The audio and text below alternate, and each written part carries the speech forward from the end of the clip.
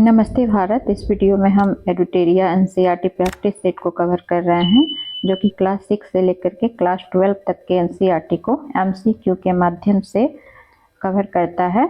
और हमने जो है हिस्ट्री वाले सेक्शन से स्टार्ट किया है, जो कि हिस्ट्री में 4 सेट दिया हुआ है और हमने सेट नंबर 1 और सेट नंबर 2 को जो है कंप्लीट कर लिया है। अभी हम सेट नंबर 3 को पढ़ रहे हैं और सेट नंबर 3 के भी हमने 10 क्वेश्चन तक पढ़ लिया था। आज हमें 11वां क्वेश्चन से पढ़ेंगे। तो चलिए हम स्टार्ट करते हैं। क्वेश्चन क्या है 11 नंबर। ये चरवाहा समुदाय से क्वेश्चन पूछा हुआ है। ये जो क्वेश्चन पूछा हुआ है ये क्लास 9 का जो हिस्ट्री है, क्लास 9 का एनसीईआरटी जो हिस्ट्री है उसका ये एक चैप्टर है कि आधुनिक विश्व में चरवाहे, उसी से रिलेटेड ये क्वेश्चन पूछा हुआ है। तो क्वेश्चन है कुछ चरवाहा समुदाय दिया हुआ है और उनसे संबंधित कुछ तथ्य का मिलान करना है। तो पहला है गोल्ला समुदाय, फिर है कुरुमा समुदाय, राइका और धंगर। तो गोल्ला समुदाय जो थे, इसका जो आंसर हो जाएगा, पहले हम आंसर देख लेते हैं। तो 11 का आंसर बी हो जाएगा, यानी कि गोल्ला समुदाय जो कि एक चरवाहा समुदाय है। ये गोल्ला समुदाय जो है क्या करने का काम करते थे कि गाय भैंस पालते थे, गाय भैंस पालने का काम करते थे गोल्ला समुदाय। और ये गोल्ला समुदाय आप याद रखेंगे कि ये किस क्षेत्र से बिलोंग करते थे। तो अगर ये इंडिया देखें तो इंडिया का जो ये साउथ वाला क्षेत्र था, जिसमें कि कर्नाटक और जो आंध्र प्रदेश वाला क्षेत्र है, कर्नाटक और आंध्र प्रदेश वाला क्षेत्र, यहाँ पे गोल्ला समुदाय जो कि एक चरवाहा समुदाय थे, जो कि गाय भैंस पालने का काम करते थे। कौन? गोल्ला समुदाय। तो ये आप ध्यान रखेंगे कुछ पॉइंट को, जो कि एनसीईआरटी में दिया हुआ है। दूसरा है कुरुमा समुदाय। तो 2 का क्या है? 2 का ए है। कुरुमा समुदाय क्या करते थे? तो ये भेड़ बकरियां पालने का काम करते थे।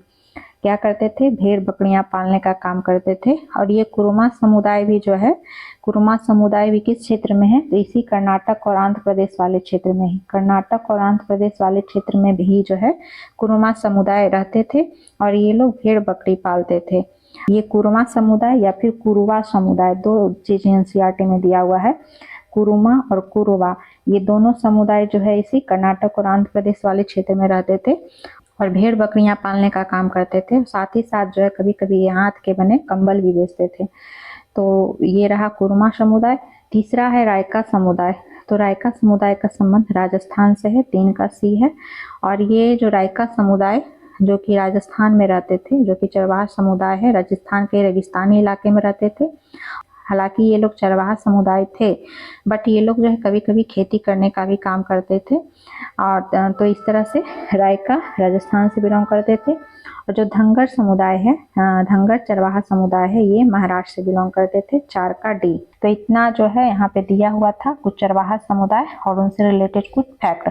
1-2 फैक्ट आप और याद रखेंगे। चरवाहा समुदाय की जब बात आई है तो एनसीईआरटी में कुछ फैक्ट दिया हुआ था, जहाँ से क्वेश्चन जो है बीपीएससी के द्वारा कोई भी एग्जाम में बन सकता है कि एक बंजारा समुदाय भी जो है चरवाहा समुदाय में ही आते हैं। ये भी चरवाहे समुदाय ही हैं। और इनका क्या क्षेत्र था? तो पंजाब, उत्तर प्रदेश, यूपी वाला क्षेत्र, मध्य प्रदेश वाला क्षेत्र और साथ ही साथ जो है महाराष्ट्र वाला क्षेत्र। तो बंजारा भी एक प्रकार का चरवाहा समुदाय ही है। ये पंजाब, यूपी, एमपी और महाराष्ट्र वाले क्षेत्र में ये लोग रहते थे। और एक जो है जम्मू एंड कश्मीर, JNK में जो है जो समुदाय था चरवाहा समुदाय, गुज्जर या बकरवाल। तो गुज्जर या बकरवाल ये भी जो है एक प्रकार के चरवाहा समुदाय ही हैं और ये जम्मू एंड कश्मीर वाले क्षेत्र में रहते हैं। वहीं जो है हिमाचल प्रदेश में गद्दी समुदाय, ये भी जो है क्या है? एक चरवाहा समुदाय। तो एक्स्ट्रा में आप इन चीजों को याद रखेंगे। 1-2 पॉइंट और दिया हुआ था कि बुग्याल क्या है। कभी कभी एनसीईआरटी वाला कुछ टर्म्स उठा करके पूछ देता है। तो बुग्याल क्या है? तो बुग्याल जो है, जो ऊंचे पहाड़ होते थे, ऊंचे पहाड़ों में स्थित जो घास का मैदान था उसी को बुग्याल कहते थे। तो बुग्याल क्या है? ऊंचे पहाड़ों में स्थित घास का जो है मैदान है। और एक नाम दिया हुआ था एनसीईआरटी में बुग्याल के अलावा, एक नाम था भाबर जो है ये वाला क्षेत्र क्या दिया हुआ था उसमें कि गढ़वाल और कुमायूं वाला जो क्षेत्र है, गढ़वाल और कुमायूं वाला क्षेत्र, इन क्षेत्रों के निचले हिस्सों पर पाए जाने वाला शुष्क घास का मैदान, सूखे जो घास का मैदान था या सूखे जंगल का इलाका था, इसको जो है भाबर वहाँ पे डिफाइन किया गया है एनसीईआरटी में। इतने पॉइंट को आप याद रखेंगे। नेक्स्ट क्वेश्चन पर हम आते हैं। नेक्स्ट क्वेश्चन क्या है कि प्राचीन काल के भ्रमणकारियों के संबंध में निम्न कथनों पर विचार करें। उपयुक्त कथन में से कौन सा कथन सत्य है। पहला कथन क्या है कि व्यापारी अवसरों की तलाश में एक स्थान से दूसरे स्थान तक भ्रमण करते रहे हैं। तो ये कथन तो एक सामान्य कथन है कि कोई भी व्यापारी, चाहे कल का समय हो या आज का समय हो, एक स्थान से दूसरे स्थान पर जो है व्यापारी अपने अवसर की तलाश में, ताकि वो व्यापार को अधिक से अधिक बढ़ा सकें और जो है अधिक से अधिक नए नए उनको अवसर मिल सके, तो इसलिए एक जगह से दूसरे जगह भ्रमण करने का काम करते थे। तो पहला कथन सही सत्य है। हालांकि ये प्राचीन काल से है, लेकिन ये आज भी उतना ही सत्य है। दूसरा कथन क्या है कि पुजारी और तीर्थयात्री ज्ञान और आध्यात्मिक शांति के लिए दूर दूर तक यात्राएं करते रहे। तो ये भी एक सामान्य कथन है। तो ये भी क्या है, सत्य है। सत्य कथन ही पूछ रहा था, इसलिए हमारा आंसर सी हो जाएगा। 1 और 2 दोनों कथन सत्य है। अगला क्वेश्चन क्या है कि प्राचीन काल में विभिन्न यात्रियों के माध्यम से क्या क्या विभिन्न क्षेत्रों के मध्य आदान प्रदान नहीं होता था। नहीं पे ध्यान रखना है। तो क्या क्या जो है आदान प्रदान नहीं होता था प्राचीन काल में विभिन्न यात्रियों के बीच में। तो क्या मूल्य एवं मान्यताएं आदान प्रदान नहीं होती थी। जब एक यात्री दूसरे जगह पर जाते थे अपने किसी भी, चाहे वो व्यापारी के रूप में यात्री हो, या फिर जो है तीर्थ यात्री हो, या फिर जो है किसी प्रकार के यात्री हो, तो क्या एक जगह से दूसरे जगह जाने पर मूल्य एवं मान्यताओं का आदान प्रदान नहीं होता था। तो ये तो गलत है, क्योंकि ये तो होगा ही। एक जगह के दूसरी जगह लोग जाएंगे तो अपने मूल्य और मान्यताओं को साथ साथ लेकर जाएंगे। दूसरा है हुनर। क्या हुनर का आदान प्रदान नहीं होता था। तो ये भी गलत है, क्योंकि ये भी हुनर का भी आदान प्रदान होगा। अगर एक जगह के लोग किसी चीज में पारंगत है, दूसरी जगह पर जाएंगे तो वो जो है अपने हुनर को वहां पर प्रसारित करने का काम जो है करेंगे ही। तो ये भी जो है गलत है, क्योंकि नहीं है इसलिए गलत हो रहा है। अगर रहता क्या आदान प्रदान होता था तो सब सही हो जाता। नहीं है इसलिए गलत हो रहा है। विचार, क्या विचारों का आदान प्रदान नहीं होता था। तो इसका भी होता था, तो इसलिए ये भी गलत हो जाएगा। क्या आविष्कार का आदान प्रदान नहीं होता था। तो इसका भी होता था, तो ये भी गलत हो जाएगा। कीटाणु एवं बीमारियां, क्या इसका आदान प्रदान नहीं होता था। तो ये भी होता था, इसलिए भी गलत हो जाएगा। इन सभी का आदान प्रदान जो है होता था प्राचीन काल में या अभी के समय में भी। जब यात्री जो है एक जगह से दूसरी जगह जाने का काम करेंगे तो मूल्य एवं मान्यताएं भी ले जाएंगे, हुनर भी ले जाएंगे, विचार भी ले जाएंगे, आविष्कार भी वहां ले जाएंगे। और कीटाणु और बीमारी एक नकारात्मक रूप में है, वो भी अगर उनके पास है तो वो भी जो है उनका भी जो है प्रसार वहां पे हो जाएगा दूसरे जगह पे। तो चूंकि सभी इसमें शामिल है और ये पूछ रहा था क्या कि नहीं होता था, इसलिए कोई नहीं हो जाएगा। चूंकि सभी चीजों का आदान प्रदान होता था, कोई भी ऐसी चीज इसमें नहीं है जिसका आदान प्रदान नहीं होगा। तो इसलिए आंसर जो है डी हो जाएगा, कोई नहीं। नेक्स्ट क्वेश्चन क्या है कि पश्चिमी तट के क्षेत्र में पाई गई 9वीं शताब्दी के बाद की स्मृतिशिला जो गोवा संग्रहालय में सुरक्षित है में किसके महत्व का पता चलता है।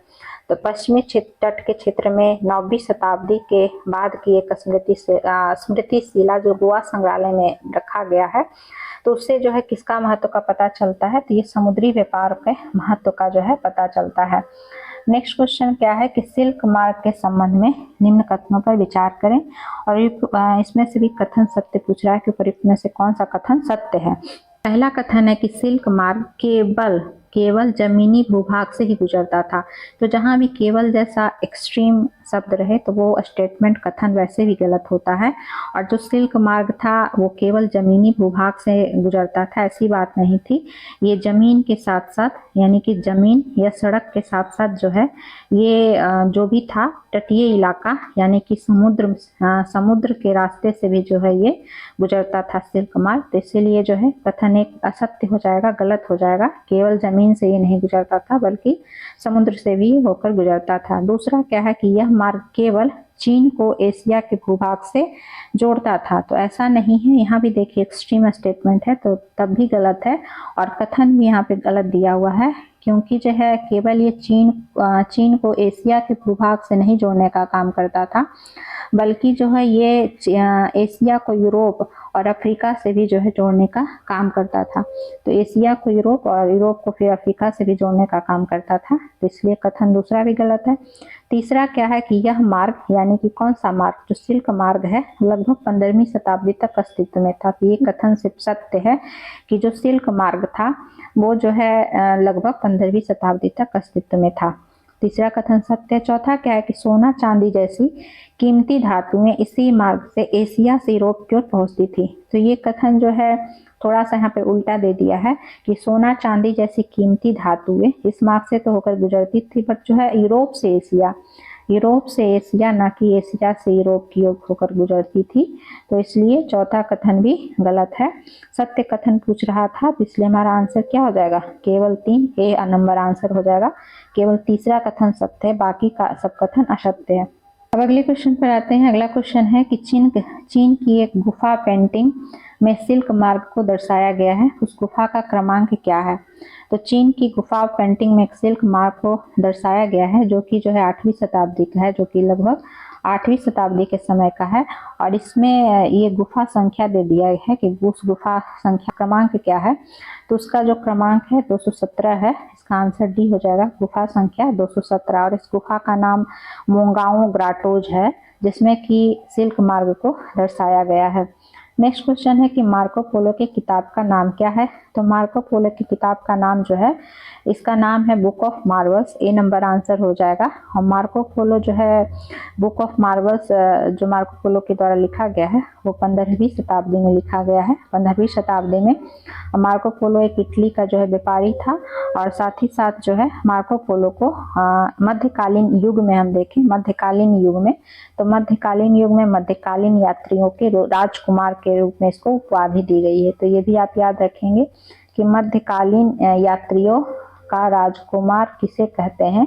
तो ये जो है मार्को पोलो को कहते हैं, क्योंकि ये मार्को पोलो के द्वारा बहुत देशों की यात्राएं भी की गई है, इसलिए ये संज्ञा दी गई कि मध्यकालीन यात्रियों का राजकुमार। तो मार्को पोलो को ये संज्ञा दी गई है, उपाधि दी गई है। नेक्स्ट क्वेश्चन क्या है, स्पैगेटी क्या है। तो स्पैगेटी एक प्रकार का खाद्य सामग्री है, बी नंबर आंसर हो जाएगा। स्पैगेटी क्या है, स्पैगेटी एक प्रकार का आप कह सकते हैं कि नूडल्स है, या फिर आप पास्ता भी कह सकते हैं आज के समय में। ये है स्पैगेटी, एक प्रकार का ये खाने की चीज है, खाद्य सामग्री है, जो कि चीन से ही संबंधित है। नेक्स्ट क्वेश्चन क्या है कि कथनों पर विचार करें, इसमें भी सत्य कथन का चयन करना है। पहला कथन क्या है कि आलू, सोया, मूंगफली का उद्भव भारत में हुआ था। तो पहला कथन जो है ये गलत है, क्योंकि आलू, सोया, मूंगफली, मक्का, टमाटर, मिर्च हो या शकरकंद हो, ये सारे खाद्य पदार्थ जो है भारत में इसका उद्भव नहीं हुआ है। ये खाद्य पदार्थ हम कह सकते हैं कि अमेरिका का है एक तरह से, और अमेरिका से या यूरोप के माध्यम से जो है हम भारत में पहुंचा है। तो इसका उद्भव भारत स्थल नहीं है। तो पहला कथन असत्य है। दूसरा क्या है कि ये खाद्य पदार्थ यूरोप एवं एशिया में तब पहुंचे जब क्रिस्टोफर कोलंबस ने अमेरिका की खोज की। तो दूसरा कथन सत्य है। तो सत्य कथन ही पूछ रहा था, तो बी नंबर आंसर हो जाएगा, केवल 2 सत्य है। अगला क्या क्वेश्चन कि 16वीं सदी के संदर्भ में निम्न कथनों पर विचार करें और उपयुक्त कौन सा कथन असत्य है, असत्य पर ध्यान केंद्रित करना है। पहला कथन क्या है कि 16वीं सदी के मध्य तक आते आते पुर्तगाली और स्पेनिश सेनाओं ने अमेरिका को उपनिवेश बनाना शुरू कर दिया था। तो ये कथन सत्य है कि 16वीं सदी तक आते आते जो पुर्तगाली और जो स्पेनिश सेना थी, उन्होंने अमेरिका को उपनिवेश बनाना शुरू कर दिया था। जहां भारत को उपनिवेश बनाने का काम जो है ब्रिटेन के द्वारा, इंग्लैंड के द्वारा किया गया, वहीं अमेरिका को उपनिवेश बनाने का काम पुर्तगाली और स्पेनिश सेनाओं के द्वारा जो है किया गया। तो पहला कथन सत्य है। दूसरा कथन क्या है कि यूरोपीय सेनाओं ने, जिसमें कि पुर्तगाली और स्पेनिश है, उन्होंने अपनी सैन्य शक्ति या सैन्य ताकत के बल पर अमेरिका के विभिन्न क्षेत्रों को जीता था। तो ये कथन असत्य है। यही एक बात नहीं थी कि यूरोपीय सेना ने अपनी सैन्य ताकत के बल पर अमेरिका को जीतने का काम किया था। तो दूसरा कथन गलत है। तीसरा कथन है कि इस समय अमेरिका वासियों में चेचक से लड़ने के लिए रोग प्रतिरोधी क्षमता विकसित हो चुकी थी। तो ये कथन भी गलत है। दूसरा और तीसरा कथन जो है जुड़ा हुआ है, इसलिए जुड़ा हुआ है क्योंकि वहां पे दिया हुआ था कि यूरोपीय सेना के द्वारा जो अमेरिका के विभिन्न क्षेत्रों को जीता गया, तो उसमें एक कारण जो है ये रहा कि उन्होंने जो है अपने साथ एक महत्वपूर्ण हथियार चेचक जैसे कीटाणु को लेकर गए, और उस चेचक के कारण जो है वहाँ के अमेरिका वासी जो है एक तरह से बहुत ज़्यादा जो है उनके पास प्रतिरोधी क्षमता नहीं थी, क्योंकि वो दुनिया से हटके थे या दुनिया से अलग थलग पड़ चुके थे, अलग थलग थे। तो इनके पास जो है उनसे लड़ने की क्षमता नहीं थी, और इस तरह से जो है उन पर एक चेचक के बल पर भी जो है जीतने का काम इन स्पेनिश सेनाओं या फिर पुर्तगाली सेनाओं के द्वारा एक तरह से किया गया। तो दोनों कथन जो है एक तरह से जुड़ा हुआ है। तो इस समय अमेरिका वासियों में चेचक से लड़ने के लिए रोग प्रतिरोधी क्षमता विकसित नहीं थी, इसलिए तीसरा कथन असत्य है। और पूछ रहा था सत्य कथन, तो इसलिए सी नंबर आंसर हो जाएगा, केवल 2 और 3 कथन जो है असत्य है। 19वीं शताब्दी में अर्थशास्त्रियों ने अंतर्राष्ट्रीय आर्थिक विनिमय में 3 तरह की गतियों या प्रवाहों का उल्लेख किया है। ये क्या है? तो 19वीं शताब्दी में जो अर्थशास्त्री थे उन्होंने जो है इंटरनेशनल इकोनॉमिक जो एक्सचेंज है उसमें 3 तरह के प्रवाह का जो है जिक्र किया है। ये 3 तरह का प्रवाह जो है क्या है? तो ये 3 तरह का प्रवाह है, एक तो व्यापार, दूसरा पूंजी, तीसरा जो है भूमि। इसे ही हम इस तरह से देखते हैं लैंड, लेबर, कैपिटल के रूप में, जो कि इंटरनेशनल इकोनॉमिक एक्सचेंज में काफ़ी जो है फ्लो का काम करता है। तो लैंड, लेबर, कैपिटल यहाँ पे है। तो लैंड हो गया भूमि, लेबर को आप व्यापार के रूप में देख सकते हैं, और दूसरा जो है कैपिटल जो कि पूंजी के रूप में है। तो श्रम हो गया, या श्रम को आप व्यापार कहें, दूसरा है पूंजी, तीसरा है भूमि। तो ये 3 जो है इकोनॉमी में जो है एक जगह से दूसरे जगह विनिमय होने का काम करते हैं, या फिर अंतर्राष्ट्रीय आर्थिक विनिमय में फ्लो के रूप में, प्रवाह के रूप में जो है काम करते हैं। क्या? व्यापार, पूंजी और भूमि। तो तीनों हो जाएगा, इसलिए डी नंबर आंसर हो जाएगा। 1, 2, 3 ये तीनों जो है अंतर्राष्ट्रीय आर्थिक विनिमय में प्रवाह का काम करते हैं। नेक्स्ट क्वेश्चन क्या है कि औपनिवेशिक सरकार ने किस वर्ष अपराधी जनजाति अधिनियम पारित किया?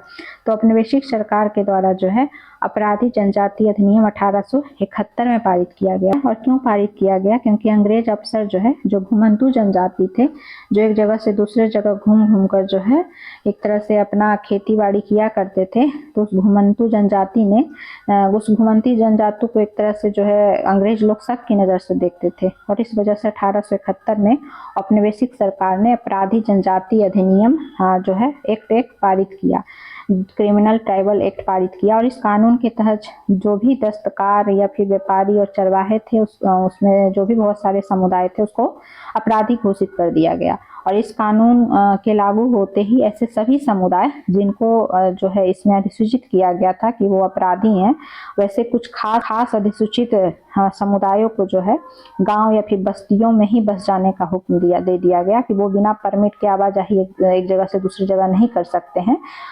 अगर वो करेंगे तो उन पर ग्राम पुलिस जो है सदा उस पर नजर रखेगी। तो एक तरह से उनको जो है रेगुलेशन के लिए, कंट्रोल के लिए अपराधी जनजाति अधिनियम 1871 में ब्रिटिश सरकार के द्वारा पारित किया गया था। तो इसका आंसर जो है सी हो जाएगा। अब हम अगले क्वेश्चन को जो है अगली वीडियो में पढ़ेंगे। अगर हमारा ये प्रयास आपको अच्छा लगे तो आप हमारे वीडियो को अधिक से अधिक लाइक करें, और जो है साथ ही साथ शेयर करें, और सब्सक्राइब भी करें चैनल को। फिर मिलते हैं, धन्यवाद।